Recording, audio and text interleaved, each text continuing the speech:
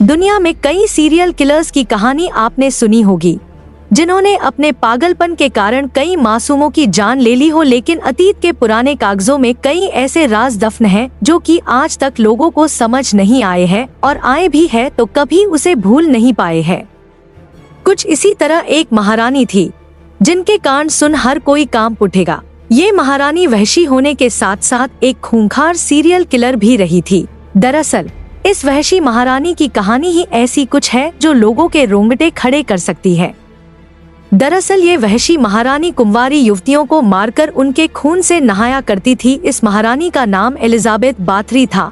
Elizabeth Bathory Hungary साम्राज्य के एक अमीर घराने से थी। उसकी शादी फेरेंक नेडेस्डी नामक व्यक्ति से हुई थी, जो कि तुर्कों के खिलाफ युद्ध में हंगरी का राष्ट्रीय हीरो था। बताया जाता है कि एलिजाबेथ अपने पति के सामने भी लड़कियों का शिकार करती थी, जो कि अतीत की सबसे खतरनाक व वहशी महारानी सीरियल किलर के तौर पर मशहूर है। वर्ष 1585 से 1610 के दौरान बाथरी ने 600 से भी ज्यादा कुंवारी लड़कियों की हत्या कर उनके खून से नहाई थी। ऐसा भी बताया जाता है कि किसी ने वहशी महारानी को खूबसूरती बरकरार रखने के लिए कुंवारी युवतियों के खून से नहाने के लिए बोला था। महारानी एलिजाबेथ को ये तरीका इतना पसंद आया कि वे इसे लगातार करने लगी। महारानी एलिजाबेथ लड़कियों को मारने के बाद भी चुप नहीं बैठती थी, बल्कि उनके साथ बर्बरता और दरिंदगी करने से बाज नहीं आती थी। वह मरी हुई युवतियों के शरीर के मांस को अपने दांतों से काटकर निकाल लिया करती थी। ये भी बताया जाता है कि महारानी एलिजाबेथ बाथरी के इस भयानक अपराध में उसके 3 नौकर भी उसका साथ दिया करते थे। वहीं वहशी महारानी एलिजाबेथ बाथरी हंगरी राजघराने से ताल्लुक रखा करती थी। महारानी एलिजाबेथ की शादी फेरेंक नेडेस्डी नाम के व्यक्ति से हुई थी, जो तुर्कों के विरुद्ध युद्ध में हंगरी का नेशनल हीरो के नाम से जाने जाते थे। युवतियों को मारने के लिए एलिजाबेथ बहुत बड़ा जाल बनाती थी।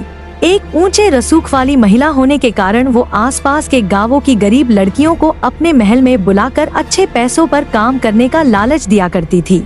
लेकिन लड़कियां जैसे ही महल में प्रवेश करती थी तो वो उन्हें अपने चंगुल में फंसा लिया करती थी। ये भी बताया जाता है कि जब इलाके में युवतियों के आंकड़े बहुत कम हो गई, तब उसने ऊंचे परिवार की युवतियों को अपना शिकार बनाना शुरू कर दिया। इसके बाद हंगरी के राजा को जब इस बात का पता चला तो उन्होंने इस मामले की जांच शुरू करवाई। इस मामले को लेकर जब जांचकर्ता वहशी महारानी के महल में पहुंचे तो वहां का हाल देखकर वे सब हैरान रह गए। 1610 में एलिजाबेथ और उसके दोस्त एक यात्रा से लौटे। कम ही पता था कि एलिजाबेथ की मृत्यु उनके आगमन का इंतजार कर रही थी। जब वह अपने बच्चों से मिलने के लिए इस यात्रा पर थी तो कुछ नौकरों ने जानकारी लीक कर दी और जांचकर्ताओं ने उसके महलों का निरीक्षण किया। उन्होंने जो पाया वह अकल्पनीय था। उन्हें एक डायरी मिली जिसमें उसके सभी पीड़ितों की सूची थी और यह भी बताया गया था कि उसने उन्हें कैसे प्रताड़ित किया। जांचकर्ताओं को उसके कई पीड़ितों की लाशें महल के आसपास तहखाने और आंगन में पड़ी मिली। कई पीड़ित अभी भी जीवित पाए गए लेकिन बंधे हुए थे। उन्हें पता चला कि उसने 200 से अधिक लड़कियों को मार डाला था, लेकिन 650 से अधिक को प्रताड़ित किया था। 10 दिसंबर को जब वह घर लौटी तो एलिजाबेथ और उसके साथियों को उसके चचेरे भाई काउंट थुर्जो ने गिरफ्तार कर लिया। उसे अदालत में लाया गया, लेकिन उसे अपनी ओर से बोलने की अनुमति नहीं दी गई। 300 से अधिक लोगों ने गवाही दी।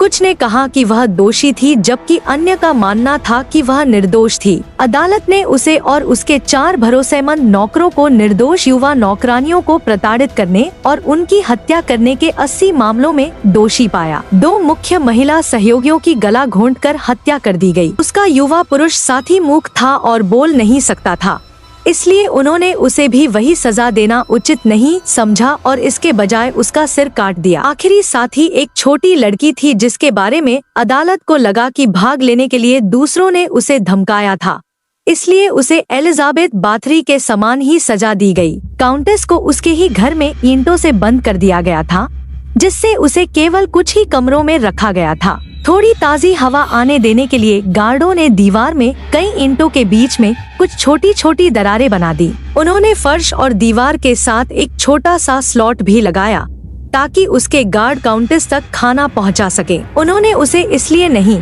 मारा क्योंकि वह शाही परिवार का हिस्सा थी और अधिक शक्तिशाली विधवाओं में से एक थी। यदि उन्होंने उसे मार डाला तो इससे किसानों को राजा को उखाड़ फेंकने का बहाना मिल जाएगा। अंततः 21 अगस्त 1614 को 4 साल तक सेजथे के टावर में बंद रहने के बाद एक गार्ड ने उसे फर्श पर पड़ा हुआ पाया। इस प्रकार इतिहास की सबसे क्रूर और बदनाम खून पीने वाली इस डायन रानी का अंत हुआ।